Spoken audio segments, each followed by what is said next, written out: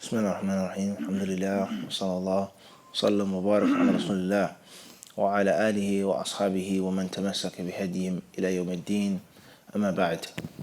الكبيرة الثالثة والأربعون قاطع الرحم. Major sin number 43. The author says قاطع الرحم, he who severs and cuts the ties of kin. Severing the ties of kin. The author clearly says here, قاطع الرحم, the cutter, he who severs, the severer of kin. And he doesn't necessarily mention قطع الرحم or قطيعة الرحم, the act. Whereas this book is on major sins, and he mentions a door. Labas, it's all easy, it's all simple. It doesn't matter, it's all clear. But just to show, there's a difference. Everybody understand this? قاطع الرحم, الشرك, قتل النفس, السحر. Those are all what? Acts. And here he mentions a what? Aywa. Everybody understand this? وكل سهل إن شاء الله. Severing the ties of kith. قال الله تعالى واتقوا الله الذي تساءلون به والأرحام. Allah says, and fear Allah, واتقوا الله. Have taqwa of Allah, الذي تساءلون به. The one whose name you mention, you bring up, when you tatasa'alun, when you ask each other, when one person asks another person, when one man, one buyer, one seller in the courts, this, that, when you demand things from each other and you mention Allah's name. Wallahi, I didn't say that. Wallahi, you said you was going to pay me on time. Say, right? Say, Wallahi, that's not cool. Fear Allah, right? Don't oppress me. You broke your word.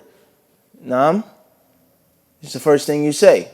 Practicing Muslims, wallahi, you're lying. Astaghfirullah. You're conscious enough to do what? To mention Allah's name. You're conscious enough what? Huh? To mention Allah's Hey, well, you have enough sense to understand the concept of the sacredness of breaking your word. Allah's witness. That's haram. Right or wrong, Nahan? Huh? So if you have enough consciousness to do that, then you also have the consciousness to do what? To have taqwa of Allah. Everybody understand the point? Maybe we're a little slow this morning. It's very simple. It's very simple. If you know about the greatness of Allah, when it's something that you want and need, then you have to have what? The same thing when you're sinning. You have to know about the greatness of Allah all of the time, and not just when it's for your selfish reason. Everybody understand this? We got it, Sheikh Khan? You sure? Yeah, we got it or not? Huh? You mention Allah's name, whose name is so powerful and so great. Huh? When there is a dispute, a civil dispute, an argument, this and that, wallahi, by Allah, astaghfirullah. Naam? And when that name is mentioned, it's automatically a certain what? Atmosphere. It's a certain what? Of seriousness. Astaghfirullah. Like, what's wrong with you? How dare you do something like that? Naam? So if I'm conscious enough to say that, then I have to say astaghfirullah. Wallahi, I have to be mindful of Allah's name when I'm outside the masjid. When I want to pick up a cigarette or do this or do that. I need to what? Aywa. Everybody understand this? Be conscious and great of the greatness of what? Everybody understand what this means? We hear this ayah every Jumu'ah. Do we actually understand what it's telling us to do? Allah says, fear Him. Who's Allah? الَّذِي تَسَاءَلُونَ بِهِ. The one whose name is brought up when you make su'al, when you ask, when you demand from each other your mutual basic rights. وَالْأَرْحَامِ يعني وَاتَّقُوا الْأَرْحَامِ. And also fear the wounds. Not fear them like Allah, but fear severing them. Be mindful of cutting those arham, the rahim. The literal translation is a wound. You don't fear a wound. You don't show good treatment to a wound. It's in a woman's body. Naam? It's in what? Inside of a woman's body.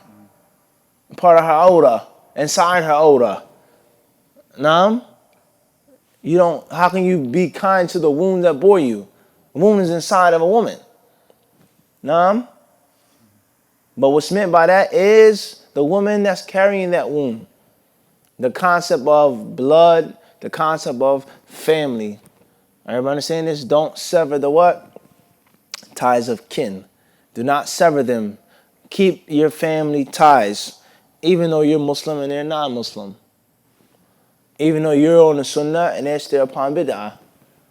They may be grave worshippers. But she's still your mother. It's still your father. It's still your brother. Now, if they don't talk to you, if they sever the ties of kin, that's something you can't control. That's out of your hands. I've tried to be kind and nice, which is a virtue. They make fun of me when they see me with a beard. They make fun of me because I wear a dress. They make fun of me, they call me a terrorist. And this and that. Oh, you can't eat pork. You want some wine? You want some beer? You want some weed? They make fun of you. That's okay. But as long as you weren't the one that what? Severed the ties of kin. Or others, you may try to contact them and visit them. They're never home. They don't pick up the phone. They're never available when you try to. That's fine, as long as you reach out. And you do not sever the ties of kin. It's something that's easily said, but it's not that easily practiced. Especially when you have an argument with your brother. And a fight with your brother. My uncle, this and that. Me and my mother had a fierce argument. I don't talk to her no more. This happens every single day from the white, the black, the yellow, and the red. In America, overseas, Muslim lands, all the same. These disputes and fights and arguments. And it's a major sin of severing the ties of what? Of kin. And as we said, there's not a lecture on this, but severing the ties of kin is many different categories. And many different ways of doing it and styles. And there's many types of tricks of shaitan. He creeps up on you and he gets you to do it without you actually thinking that you've actually what? Done it. Everybody understand this? Pride, ego, anger, rage. Or you may even Islamify it. I can't visit her because of this and because of that. I can't say this to my mother because of so on and so forth. I can and I can and I can and I can't. And that's wrong. All of the days in the year. Over 300 days, they say, in 1 year. Christmas, Thanksgiving. You can exclude the holidays. There's plenty of days that you can visit your Muslim parents, your Christian grandmother. Right or wrong? Everybody understand this? I can't go over there because they're celebrating Christmas. Christmas is only a certain amount of days. Thanksgiving, those pagan holidays, is limited. Everybody understand this? So you have to be mindful of the tricks and the trap of what? Of shaitan, which Allah called weak. He said that shaitan's plot is weak. But his plot is only weak to somebody who what? Who's sharp, who's aware, who understands the reality of his adversary, of his enemy. What type of enemy shaitan is. How he throws tricks towards you. Once you realize that, then it's extremely weak. The example of the days in the year.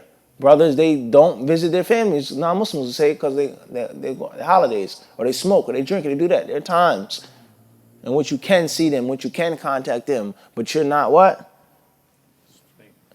Everybody understand this? Wallahu a'lam. Moving forward. وقال تعالى فهل عسيتم إن توليتم أن تفسدوا في الأرض وتقاطعوا أرحامكم أولئك الذين لعنهم الله فأصمهم وأعمى أبصارهم. The second ayah, Allah subhanahu wa ta'ala says in Surah Muhammad, فهل عسيتم, surely, إن توليتم, if you turn away, you will make corruption in the land. And tufsidu, make trouble on earth. And that's such a general statement. Killing, murder, prostitution, all of those things are from what? Corruption in the land. Spreading bid'ah, sins, kullu shay, everything that's against the sharia that people spread and spend time and spend money and spend effort in doing and promoting is making trouble in the land. Making fitna, making ifsad. Allah says, and you will sever your arham. Sever your ties of kith. أُولَٰئِكَ الَّذِينَ لَعْنَهُمُ اللَّهُ. Those individuals Allah has cursed. Allah, He says, He has what? لَعْنَهُمْ. Yesterday we mentioned what? When the word cursed is mentioned, then the act is automatically a what? A major sin. Anytime the word curse is mentioned in conjunction with an act, a statement, a belief, a clothes, dress, hair, anything, then that act is what? A major sin. Not just haram, but it's what? A major sin. It's from the Kaba'ir. Allah subhanahu wa ta'ala, He then says, فَأَصَمَّهُمْ وَعَمَى أَبْصَارَهُمْ. He has made them to be what? Deaf and blind. Deaf, dumb, and blind. Taking their senses away from them. This is what he's going to do to them. So this ayah, it clearly shows that severing the ties of kin is a what? A major sin. The first ayah shows that keeping the ties of kin and not severing them is wajib. Is mandatory, but not necessarily what? A major sin. The first verse in Surah An-Nisa didn't say anything about hellfire, anger, ghadab. Khair inshallah. طيب, move forward. وقال النبي صلى الله عليه وسلم لا يدخل الجنة قاطع. The hadith that the author mentions, 278, the Prophet ﷺ is quoted to have said, no one who severs the ties of kin shall enter paradise. No one who severs the ties of kin or kith, the wounds that bore him, shall enter Jannah. In other words, that not keeping the ties of kith is a what? Major sin. Why? How do we know that? It's a severe threat. He who does this will not go to Jannah. He who says this will not go to Jannah. The woman who does this, what? Everybody understand this? This is the rule. That thing is a what? Major sin. And the word la'n, curse, is not what? Mentioned. It's not just curse. We mentioned several different styles. And this is very important because if you understand the style, then you can have 100 hadiths and what? Understand them. From one thing, learn. Everybody understand this? خير إن شاء الله. وقال النبي صلى الله عليه وسلم من كان يؤمن بالله واليوم الآخر فليصل رحمه متفق عليه. The next hadith, the Prophet صلى الله عليه وسلم, he said, he who believes in Allah and in the last day should keep the ties of kith. And the hadith is in Bukhari and Muslim. وقال صلى الله عليه وسلم إن الله خلق الخلق حتى إذا فرق منهم قامت الرحم فقالت هذا مقام العائذ بك من القطيعة قال نعم أما ترضين أن أصل من وصلك وأقطع من قطعك قالت بلى متفق عليه. The next hadith is when Allah subhanahu wa ta'ala created all creation. And when he was finished creating the creation, قامت الرحم, it says the wombs, they stood up. They stood up and they called out to Allah. فقالت, they said, هذا مقام العائذ بك من القطيعة. It says this is the status, this is the station of those who seek your refuge from severing and from cutting off these ties, these wounds. He said, yes, aren't you pleased? Allah says, أَمَا تَرْضَيْنَ, aren't you pleased for me to keep connected those who connect you and for me to cut and sever off those who cut and sever you? And the hadith is in Bukhari and in Muslim. وقال صلى الله عليه وسلم من أحب أن يبسط له في رزقه وينسع له في أثره فليصل رحمه متفق عليه. The next hadith, the Prophet ﷺ says, he who likes, he who wishes to have more sustenance, more rizq, he who wishes to have his life extended, to live longer, then he should keep the ties of kith. And the hadith is in Bukhari and in Muslim. وقال صلى الله عليه وسلم الرحم معلقة بالعرش تقول من وصلني وصله الله ومن قطعني قطعه الله وفي لفظ يقول الله من وصلها وصلته ومن قطعها بتته. Says here, the Prophet ﷺ also said, Ar-Rahim, he said that the womb is connected and fastened to the arsh, to the throne. And it says, he who keeps good relations with me, Allah will keep them connected, keep them together. And he who severs me, who cuts me off, who disrespects me, qata'ahu Allah, Allah will cut him off. Another word in the hadith states, he who connects them, he who stays connected with them, he who shows them benevolent treatment, I will keep them in order and intact, look after them. Keep them connected, keep them together, in track. And he who cuts them off, I will cut him off. وقال الله تعالى والذين ينقضون عهد الله من بعد ميثاقه ويقطعون ما أمر الله به أن يوصل ويفسدون في الأرض أولئك لهم اللعنة وَلَهُمْ سُوءُ الدَّارِ.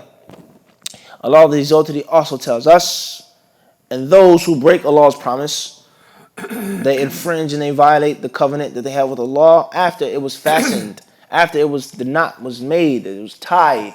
بَعْدَ مِيثَاقِهِ, it was agreed, it was kept together.